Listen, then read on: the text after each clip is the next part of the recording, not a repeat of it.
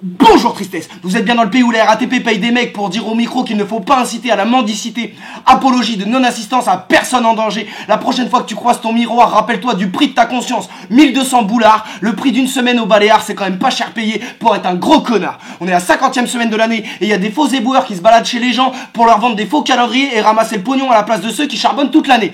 Oh mais putain, t'es l'écran tactile de l'enculé, toi mon copain. Tu navigues avec fluidité et aisance grâce à ton système d'exploitation FDP 8.2.1. Prochaine mise à jour, tu dois de ta sœur là. On est quand même dans le degré négatif du respect là mon copain. Alors on va commencer la semaine avec Thierry Lepan. Alors Thierry Lepan, c'est le président de la CGT. C'est un homme de gauche, un homme intègre, tu vois. Il avait déclaré, le mec. Alors honnêteté, loyauté, transparence, ce n'est pas une simple addition de mots. C'est une ligne de conduite, un état d'esprit et une manière d'être que je souhaite faire partager dans la CGT. Alors ça c'est les mots des gens de gauche. On va s'intéresser aux actions. Alors le mec, il a facturé à la CGT 130 000 € la rénovation de son appartement de fonction. Et bah tranquille, ah ça c'est les gens de gauche ça met le prix d'un tum-tum dans la rénovation dans la rénovation. Oh mais pourquoi pas, ça s'arrête pas là hein, les copains, parce que lui c'est pas la moitié d'un bipolaire, il serait capable de porter plainte pour viol après s'être mis un doigt dans le cul. Derrière il facture 60 000 € la rénovation de son bureau. Et bah mon copain, j'espère que tu vas y inventer le vaccin contre la pauvreté là-dedans, hein, parce qu'à ce prix-là, t'aurais pu introduire 1500 instances au prud'homme pour des salariés lésés, hein. J'espère que t'en as confiance, mon copain. Alors, et ça s'arrête toujours pas là, parce que c'est un perfectionniste de la baisse syndicale, lui, un acteur porno de l'escroquerie. Derrière, il a touché une indemnité de 30 000 € de départ pour une section régionale de la CGT. Pour quel poste? Alors qu'il partait pour quel poste? Et bah pour la présidence de la CGT. Et bah c'est beau ça mon copain. Mais en fait, toi, ta vision de l'engagement syndical, c'est d'être dans un bain chaud en train de fumer un cigare et de faire masser le dos par une pute. Et bah fallait pas faire syndicaliste mon copain, fallait faire politique, hein, t'aurais été vachement plus épanoui mon copain. Tu m'étonnes que les réformes qui brossent le dos au patron elles passent toutes seules avec des syndicats aussi corrompus et des patrons de syndicats qui ont le même rythme de vie qu'un patron du CAC 40. Et bordel de merde. Il veut pas démissionner le mec, comme un politique, tout pareil, il veut pas démissionner. Et le pan démissionne, je te jure, parce que toi on va te faire du sale, tu vas mettre les mains devant tes yeux mon copain. Non, hein, tu veux faire le malin, ben vas-y, fais le malin. Allez vas-y le pan, fais la roue, hein, on va t'imbriquer des trucs dans la rondelle, on va appeler ça de l'art moderne mon copain, on va foutre ça à la fiac. Il y en a qui sont devenus riches pour moins que ça, hein. Celui-là, je peux te dire, les copains, que quand il marche dans la merde, hein, on n'est pas dans la superstition. On est dans la mise en abîme. Alors on va continuer avec la polémique sur Exhibit B. Alors c'est une exposition en fait qui pour critiquer le racisme et l'esclavage met en scène en fait des tableaux d'esclaves. Voilà. Mais c'est des tableaux vivants, c'est-à-dire que les mecs tu peux les toucher, ils sont là, ils font les esclaves et les gens les regardent. Faut quand même être un peu amorti pour aller voir ce genre de choses. Hein. Oui mais tu l'as pas vu l'expo. Si je devais aller voir tous les trucs que je trouve cons alors qu'il est, je serais pauvre et je serais con. D'accord les copains? Alors lui en fait il dit que c'est une performance, c'est artistique, c'est comme ça, je recrée les os humains en 2014, mais c'est une performance. Et bah vas-y mon copain, et bah va foutre des Algériens dans la scène pour critiquer 1961. Non mais il y a des limites à la connerie quand même à un moment donné. Et en plus tu dis que tu critiques le colonialisme, mais t'es complètement dans le colonialisme mental quand tu dis à des milliers de noirs qui te disent on trouve ça blessant, on le vit comme une humiliation. Le mec il dit non mais non, tu ne comprends pas le noir. En fait ce n'est pas une humiliation, c'est pour défendre tes droits parce que tu ne sais pas t'y prendre, je te le dis. Alors le noir il le coupe, il dit mais je te dis que je le vis comme une blessure, comme une humiliation, j'ai le droit non?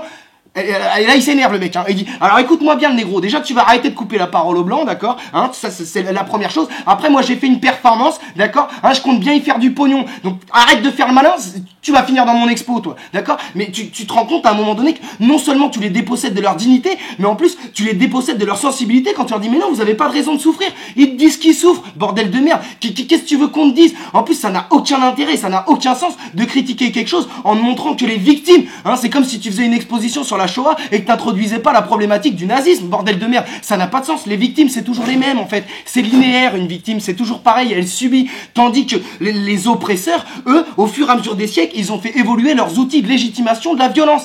Voilà, qu'est-ce qui est intéressant. De se rendre compte pourquoi il y a des gens, au fur et à mesure, qui utilisent des arguments différents, parfois même sans s'en rendre compte, pour se positionner en position de bourreau. Putain, en voilà un sujet d'expo intéressant. L'évolution des outils de légitimation de l'oppression des autres peuples. Putain, mais voilà, mais je suis un génie. Oh, c'est parce que je suis un blanc, je suis comme toi, ça doit être ça. Mais laisse tomber, toi, mon pauvre vieux. Alors également, en ce moment aux États-Unis, c'est le bordel, il y a des émeutes et tout par rapport à des violences policières, parce que là-bas, les keufs, ils mélangent leur cible d'entraînement avec les noirs. Alors ils s'en battent les couilles, ça tire sur des enfants dans des bacs à sable qui ont des pistolets en plastique, comme n'importe quel enfant dans un bac à sable.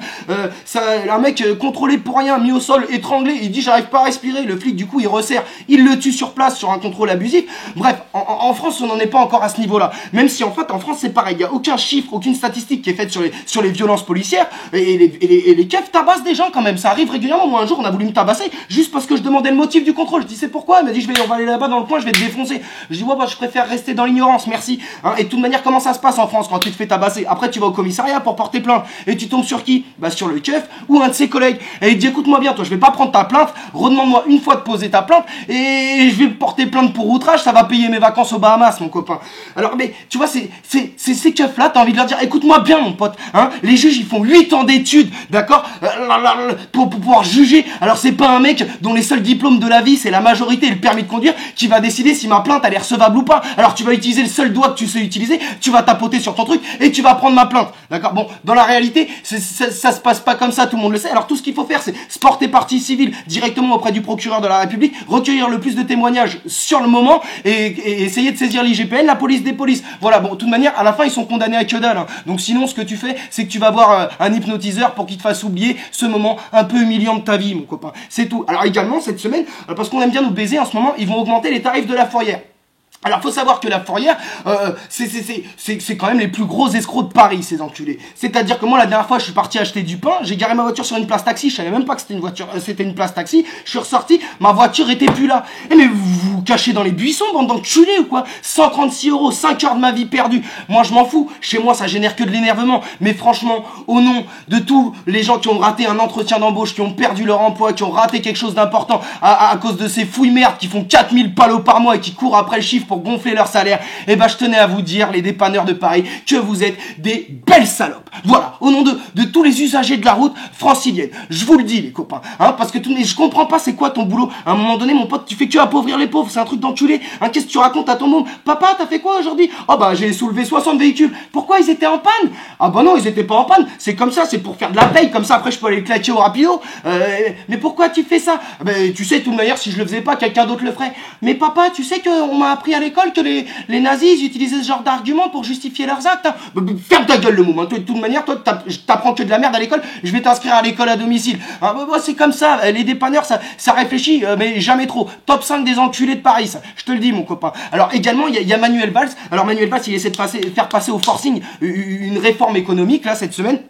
Alors c'est une réforme fourre-tout, tiède, elle n'a pas de sens cette réforme. Le mec vient quand même nous expliquer que d'ajouter 7 dimanches travaillés par an, ça va révolutionner l'économie française. Et mon pauvre vieux, tu sais quoi, de toute manière, j'arrive plus à t'écouter. Depuis que j'ai remarqué que tu mettais du gel effet mouillé, j'y arrive plus, t'as 45 ans mon pote, ça n'a pas de sens. À un moment, c'est du pento, j'ai l'impression que c'est du pento que tu mets. Et je le jure ça, jamais de ma vie j'écouterai les ordres de quelqu'un qui met du pento à 45 ans, un mec qui se secoue les cheveux au-dessus de sa poêle avant de graille pour mettre l'huile, hein, je te le dis mon copain. Lui là, c'est zéro cerveau Manuel Valls, j'arrête de t'écouter. Toi c'est terminé de toute manière, hein. Ça peut plus durer. Ça peut plus durer Manuel Valls. Alors enfin, il y a François Hollande, alors qui s'est félicité parce qu'il y aurait le dernier otage français qui aurait été libéré, et comme il est très intelligent, il a dit il faudrait que les Français fassent attention à ne plus être pris en otage. Oh, il est malin comme un chimpanzé celui-là avec sa tête d'otarie. Ah bah oui, ils doivent faire exprès les mecs, hein, ils vont là-bas, ils se disent je vais me faire kidnapper, c'est bien. Tu veux pas faire une déclaration pour demander aux gens de plus aller rouler sur les routes où il y a des accidents pour faire remonter les chiffres de la sécurité routière? Non, bon, ou ne plus circuler du tout carrément. Toi, François Hollande, toi j'y arrive plus avec lui. Dans un monde sans connard, t'aurais quand même pas beaucoup de copains toi mon copain, je te le dis. Alors cette semaine les copains, il y a déjà pas le temps pour le FN cette semaine, mais je reviens la semaine prochaine, ça va pas se passer. Alors cette semaine il y a 3 big up, ok. Alors premier big up à un mec, donc voilà, il y a sa grand-mère qui a été hospitalisée, et lui il en a profité. Pourquoi? Pas pour lui rendre visite, mais pour la cambrioler.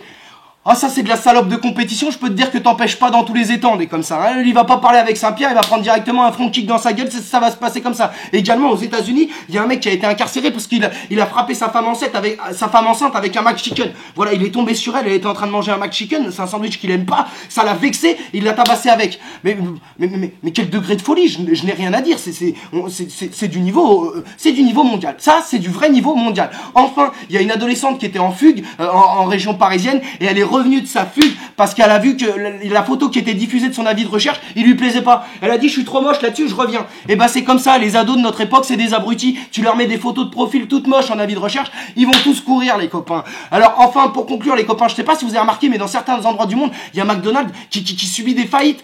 Pas qui subit des faillites, mais dont le chiffre d'affaires baisse de manière drastique. Et je voulais attirer votre attention sur le fait que notre manière de consommer est essentielle. C'est un des derniers pouvoirs politiques qu'on ait, d'accord? Donc privilégiez les circuits courts. Hein, les bouchers, ils sont moins chers que les grandes surfaces en moyenne, alors que la viande, elle est meilleure. Privilégiez les marchés quand vous pouvez, les bouchers. Faut bien se mettre à l'esprit que notre dernier outil de démocratie directe, à peu de choses près, c'est la consommation. Donc voilà les copains, et bonne semaine de merde à vous.